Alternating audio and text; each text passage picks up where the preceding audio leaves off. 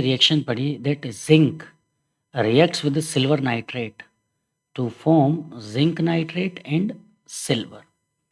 तो आइए सबसे पहले हम इनके फॉर्मूले बनाना सीखते हैं। जिंक जो है, तो जिंक जब एक एलिमेंट का नाम दिया जाता है तो उस एलिमेंट का नाम सिंपली हम उसका सिंबल लिख कर रिप्रेजेंट करते हैं। तो जिंक का सिंबल Zn हो गया। सिल्वर नाइट्रेट का हमको फॉर्मूला बनाना पड़ेगा। तो देखिए स्पीशीज में लिखा सिल्वर और नाइट्रेट, सिंबल लिखा सिल्वर का Ag और नाइट्रेट का NO3। वैलेंसी अगेन आपको एक टेबल बनाकर दी थी मैंने अपने प्रीवियस वीडियोस के अंदर, तो उसमें से आप देख सकते हो कि सिल्वर की वैलेंसी 1 है और नाइट्रेट की वैलेंसी 1 है। अगेन बताया था कि जब वैलेंसी सेम होती हैं तो वैलेंसी क्या करती हैं, आपस में ही कट जाती हैं और दोनों सिंबल एक साथ मिलकर as it is silver nitrate बना देते हैं। तो इस तरीके से हमने सिल्वर नाइट्रेट के फॉर्मूले को लिखा। Now next zinc nitrate. Again पहले हमने जिंक का सिंबल लिखा, नाइट्रेट का सिंबल लिखा। जिंक की वैलेंसी 2 है, नाइट्रेट की वैलेंसी 1 है। क्रॉस मल्टीप्लिकेशन करने पर जिंक NO3 होल ट्वाइस बनता है।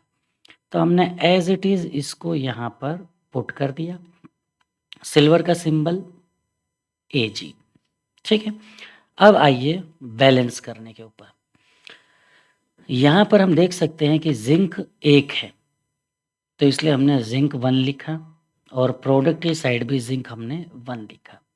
फिर उसके बाद सिल्वर, फॉर्मूले से हम देख सकते हैं कि सिल्वर स्टार्टिंग में कितना था, Ag 1 ही था और नाइट्रेट NO3 ये भी 1 था। पर जब हम प्रोडक्ट की तरफ देखते हैं तो वहाँ पर हमने पाया कि NO3 कितने हो गए, 2 हो गए। तो 2 होने के कारण यानी नाइट्रोजन भी कितने हो गए, 2 और ऑक्सीजन 3 थे, 3 इंटू 2 6। तो यानी कि नाइट्रोजन 2 हो गए और ऑक्सीजन 6 हो गए। तो इसीलिए हमने जब यहाँ पर नाइट्रोजन 2 और ऑक्सीजन 6 लिखा तो हमको रिएक्टेंट की साइड पर 2 से मल्टीप्लिकेशन करना पड़ा ताकि नाइट्रोजन भी 2 हो जाए और ऑक्सीजन 6 हो जाए, ठीक है। अब जैसे ही हमने यहाँ पर सिल्वर नाइट्रेट के आगे 2 लिखा तो अब सिल्वर भी कितने हो गए, आपके 2 हो गए। तो इसीलिए प्रोडक्ट साइड में भी हमने क्या किया, सिल्वर के आगे 2 लिख दिया। अब ये सब करने के बाद अगेन स्टार्टिंग से फिर से मैच कीजिए। जिंक 1 तो इधर प्रोडक्ट की साइड भी 1। सिल्वर कितने हो गए, 2 तो इधर प्रोडक्ट की साइड भी हो गए 2। NO3 ये कितने हो गए, 2 तो इधर प्रोडक्ट की साइड भी NO3 कितने हो गए, 2। इस तरीके से हमने देखा कि रिएक्टेंट में zinc, silver, nitrogen, oxygen, nitrate को हमने नाइट्रोजन और ऑक्सीजन में तोड़ दिया। तो same zinc, silver, nitrogen, oxygen सभी एटम्स बैलेंस हो चुके हैं। इस तरीके से हम किसी भी केमिकल इक्वेशन को बैलेंस करते हैं। नेक्स्ट आपको दिया गया है aluminium reacts with copper chloride to give aluminium chloride and copper. तो जैसा कि अभी आपको बताया कि अगर सिर्फ एलिमेंट का नाम दिया जाता है तो हम उसका सिंबल लिख देते हैं एल्यूमिनियम। ऐसे ही कॉपर दिया है तो हमने कॉपर का सिंबल लिख दिया Cu। अब हमको बनाना है कॉपर क्लोराइड। तो अगेन स्पीशीज में लिखा कॉपर और क्लोराइड। यहाँ पर क्लोराइड का मतलब यह कि क्लोरीन को लेना है हमको। क्लोरीन के कंपाउंड क्या कहलाते हैं, क्लोराइड। तो एनायोनिक पार्ट है क्लोरीन। सिंबल लिखा हमने कॉपर का Cu, क्लोराइड में क्लोरीन का Cl। वैलेंसी हमने अगेन टेबल आपको बनाकर दी है, उसमें से देखा तो कॉपर की वैलेंसी 2 है और क्लोरीन की वैलेंसी 1 है। क्रॉस मल्टीप्लिकेशन करने पर फॉर्मूला बना CuCl2। यहाँ पर ध्यान देने लायक बात यह है बच्चों कि मैंने आपको टेबल में बताया था कि कॉपर की 2 वैलेंसी होती हैं, एक तो 2 और एक 3। तो हमको कैसे पता चलेगा कि आपको 2 वैलेंसी को यूज़ करना है 3 वैलेंसी को? बहुत सिंपल है, अगर मेंशन किया जाए क्यूपरस तो जिसमें अस वर्ड आता है उसमें हम लो वैलेंसी को लिखते हैं। अगर मेंशन किया जाए क्यूपरिक तो क्यूप्रिक में इक आता है, इसलिए हम हाई वैलेंसी यानी 3 को लिखेंगे। बट यहाँ पर ना तो क्यूप्रस है और ना ही क्यूप्रिक है, डायरेक्ट कॉपर दिया गया है।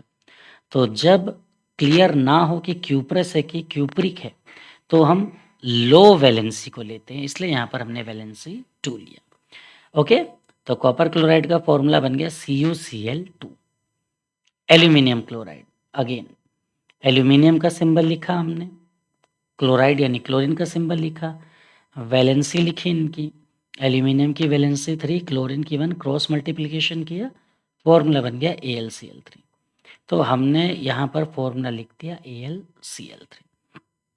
अब अगेन बैलेंसिंग का काम, तो एल्यूमिनियम यहाँ पर कितने थे स्टार्टिंग में 1 जब रिएक्शन को हमने किया था।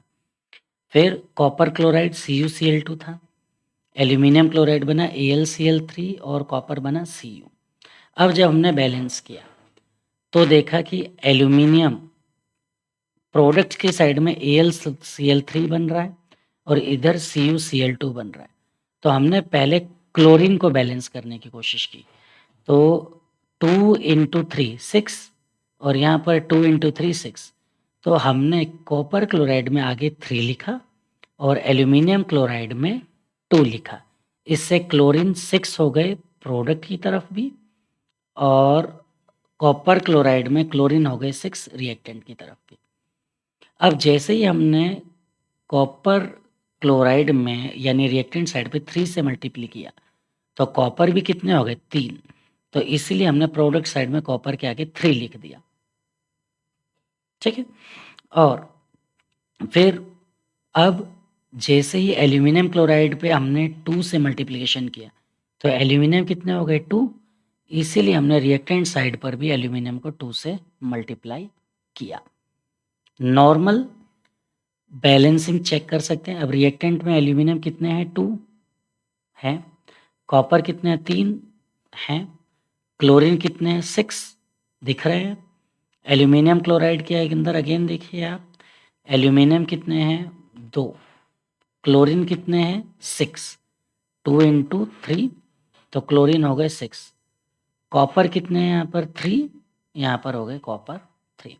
इस तरीके से हमने रिएक्शन को क्या किया, बैलेंस किया है। आज भी मैं उम्मीद करता हूँ कि आपको ये 2 इक्वेशंस को जैसे मैंने बैलेंस करना सिखाया, ये अच्छे से समझ में आया होगा। सबसे पहले आप नॉर्मल इक्वेशन बनाया कीजिए फॉर्मूलेस की मदद से, और बैलेंसिंग का काम नॉर्मल इक्वेशन बनाने के बाद रिएक्टेंट और प्रोडक्ट के नीचे एलिमेंट के सिंबल्स को बनाकर किया कीजिए, आपको बहुत अच्छे से समझ में आएगा। That's enough for the today, thank you.